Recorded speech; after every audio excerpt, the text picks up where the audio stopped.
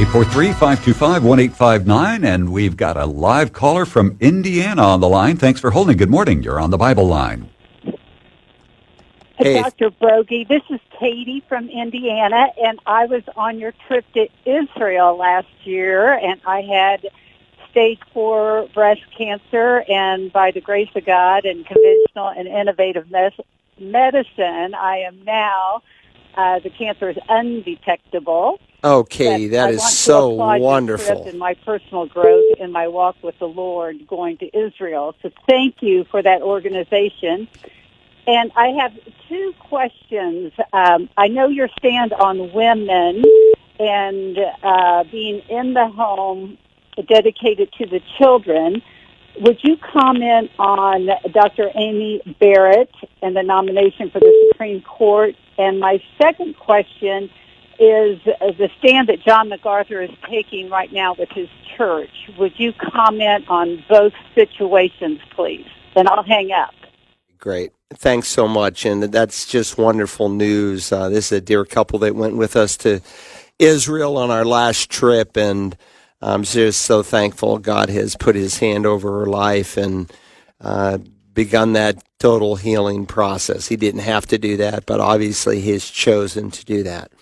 With that said, Dr. Amy Barrett, she's, a doctor of jurisprudence from Notre Dame. She's a Roman Catholic, and she's very conservative in terms of a biblical worldview.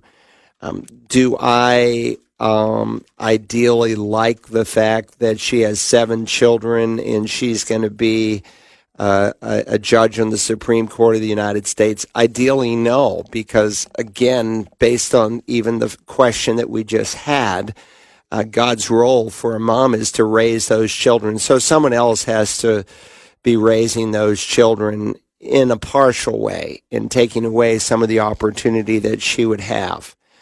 With that said, people who are not born again, and I'm not her judge, I don't know if she's born again, but typically when someone is born again, they will rescind and reject Roman Catholic doctrine because the Roman Catholic Church on paper continues to deny justification by grace alone through faith alone. So when someone meets the living God and they make Scripture alone their final authority, that begins to influence, the way they think about the world. And God does tell us to separate from those who teach false doctrine. And fundamental to sound doctrine is what is the gospel itself. And a denial of salvation by grace alone through faith alone is what, of course, the Protestant Reformation was over.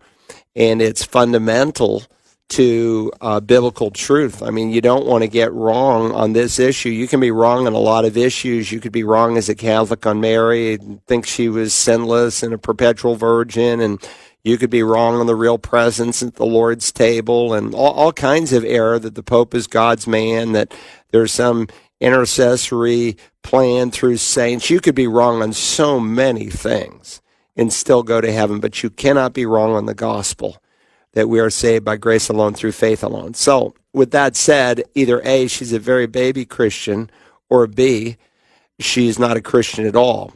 But C, she is a woman who has high moral values.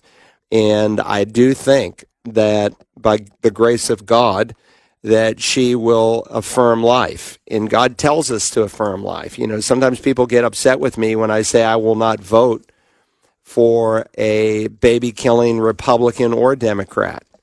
And listen, God doesn't want us to vote for someone who's going to promote evil. Listen, Schumer came out yesterday and he said everything that Amy Barrett stands for. She's pro-life.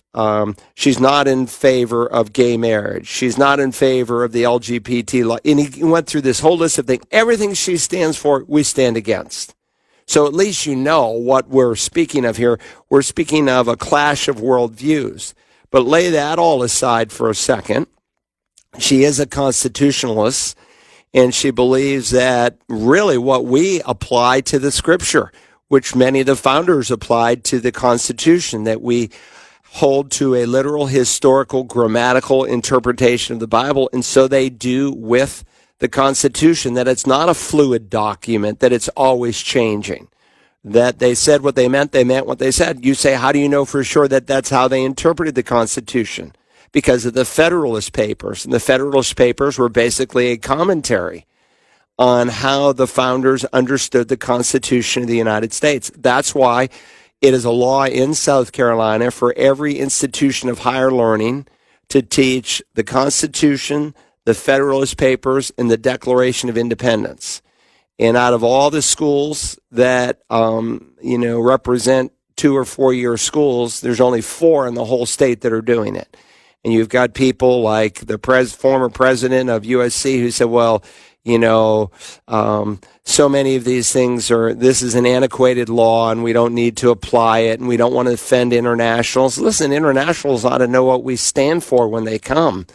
Clemson, they also have broken the law repeatedly. And my point is that she is a constitutionalist, and so I hope and pray that she would represent, those values. We thought that would be the case with Kennedy, also a Roman Catholic. The problem with a person who's not born again is they can ultimately be changed by the culture. And so if you give someone 20, 30 years on the Supreme Court of the United States, the culture can change them, where the views that they started with, they no longer hold. And we've seen that, of course, through a number of Supreme Court picks over the history of our country. So with that said, obviously that was the president's pick. She represents constitutional values. She's going to protect life. And God tells us to protect life. He says, deliver those who are being taken away to death, and those who are staggering to slaughter. Oh, hold them back. If you say, see, we did not know this. Does he not consider it who weighs the heart? And does he not know it who keeps your soul?